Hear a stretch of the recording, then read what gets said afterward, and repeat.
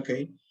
Buenas tardes, profesor. Voy a explicarle sobre la aplicación de la integral de una función dentro de la medicina. Ok, los integrantes son Judaini Espinosa, Ivania Morales, Yerice Serrano, Zulima Palacio y mi persona, Darío Navarro. Ok, introducción. La idea básica del cálculo integral es encontrar el área bajo una curva. Para encontrarla exactamente podemos dividirla en un número de infinito de rectángulos con bases infinitesimamente pequeñas y sumar sus áreas. El cálculo es fantástico para trabajar con cosas infinitas. Una pequeña frase de el cálculo nunca hace al héroe, de Newman y John Henry. Una pequeña reseña sobre la integral, donde que la integral definida de una función representa la región limitada por la función entre los extremos del intervalo, siempre que la función sea continua y positiva. Si no es así, puede suceder que el valor de la integral sea, por ejemplo, negativo, por lo que no tendría sentido hablar del área limitada. El área de una región plana. ¿Cómo calcular el área de una figura o una región plana con la utilización de la integral definida? Para calcular el área de una región plana que se encuentra bajo una función sobre el eje X, se utiliza la integral definida de dicha función, que en este caso en particular estará limitada por las rectas x1 y x3. Es bueno aclarar que cuando aplicamos la integral definida en el área que están ubicadas sobre el eje X, el resultado lo obtendremos como signo positivo, mientras que en las áreas que esté debajo del eje X, el resultado lo obtendremos como signo negativo. Esta consideración no representa ningún problema en el cálculo del área. Simplemente este signo negativo nos indica que es un área que está debajo del eje X, pero el área es la cantidad calculada como signo positivo. Como por ejemplo, calcular el área plana limitada por la función yx2 es igual a 4x más 5. El eje x y las rectas que son x1 y x3 ya mencionadas en la diapositiva anterior. Se recomienda graficar el área, como podemos ver aquí, que se pretende calcular con la finalidad de tener una visión clara del problema planteado. Para calcular, para calcular el área de una región plana se utiliza bajo una función y sobre el eje X se utiliza la integración definida, la integral definida de dicha función. En este caso en particular, la integral estará limitada por las rectas de x1 y x3. Okay. Note que el índice inferior de la integral definida es 1. Aquí podemos verlo, es 1 y el índice superior es 3. Esto se debe a que la hora que queremos calcular está limitada de entre 1 a 3. Efectuando la integral, que el resultado de la integral definida es, aquí como podemos ver, 8 sobre 3, que da igual a 2,7. Se dice entonces que el área de la región plana está limitada por la función de y es igual a x2 menos 4x más 5.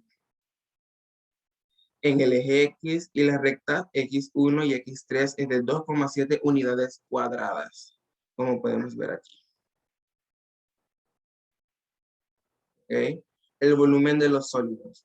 Para calcular el volumen de un objeto bastará con multiplicar su longitud por su ancho y por su altura. O en el caso de sólidos geométricos podemos aplicar determinadas fórmulas a partir del área y la altura u otras variables parecidas. Por ejemplo, el volumen de un paralelepípedo, donde volumen es igual a longitud por ancho y por altura, donde como acabé de decir, L es la longitud, P es el ancho y H es la altura. O el volumen de un cubo, donde A es el lado del cubo y se multiplica por 3. O sea, 3 veces el lado, pues. Por ejemplo, A por A por A. Ok, el problema práctico sobre que los bordes de un sólido rectangular modelan algunos ángulos rectos con la base, como podemos ver aquí, son algunos ángulos rectos. La fórmula de volumen para el sólido rectangular es volumen es igual a 3 metros por 2 metros por 5 metros, que va igual a 30 metros cúbicos. El volumen es B y el área sería, ok, el volumen es B y se multiplica por área de la base por altura. Esta fórmula es aplicable a todos los sólidos regulares como prismas, cilindros y sólidos con bordes que moldean ángulos rectos. Ok, el método del disco. Para hallar el volumen de un sólido de revolución, dividimos el sólido en rectángulos cuyo eje de revolución es el eje X.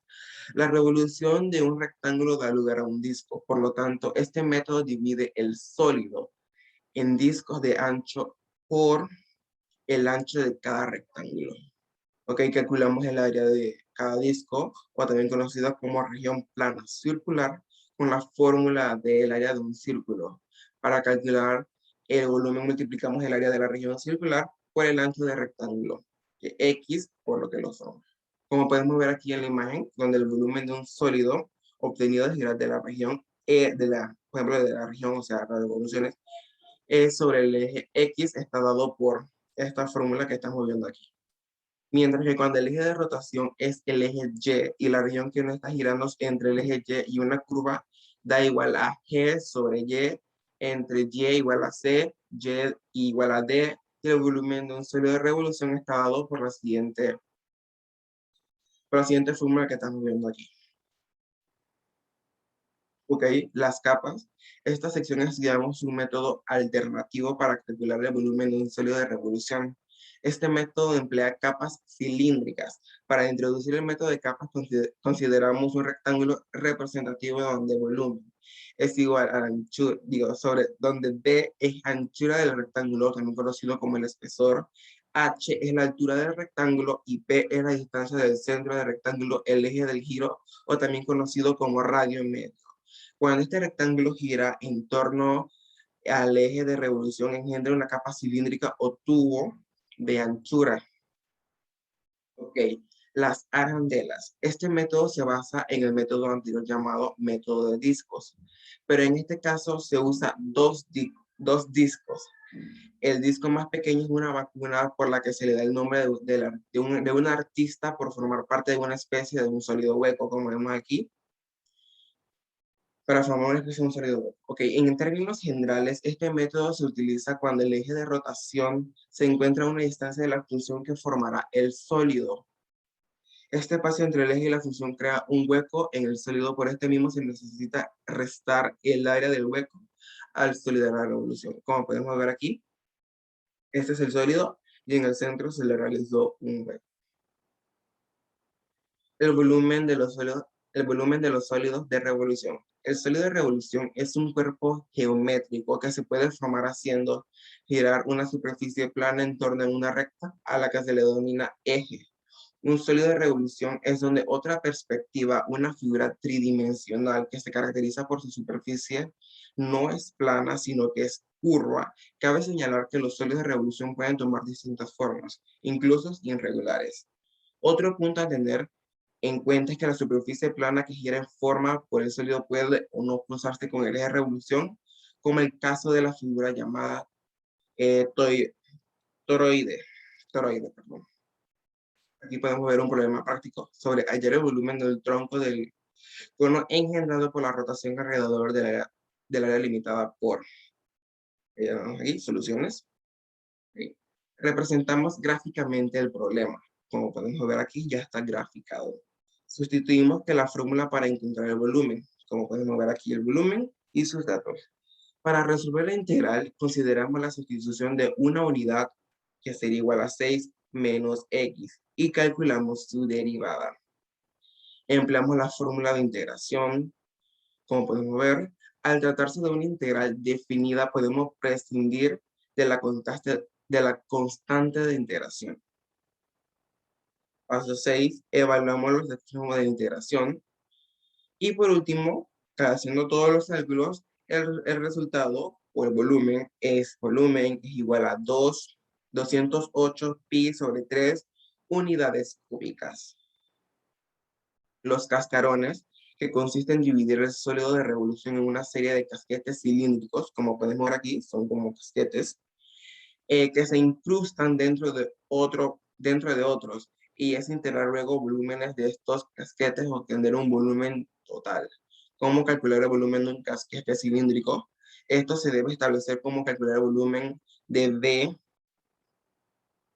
el volumen conocido como B, de un casquete cilíndrico de la altura, que es conocido como H, cuyo radio es el interior R1 y cuyo radio exterior es R2. Y esto procede a restar el volumen de dos, el cilindro, o sea, del radio interior y el radio exterior, como podemos ver aquí.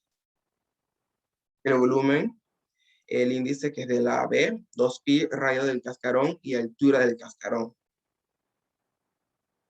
Ok, aplicación dentro de la medicina.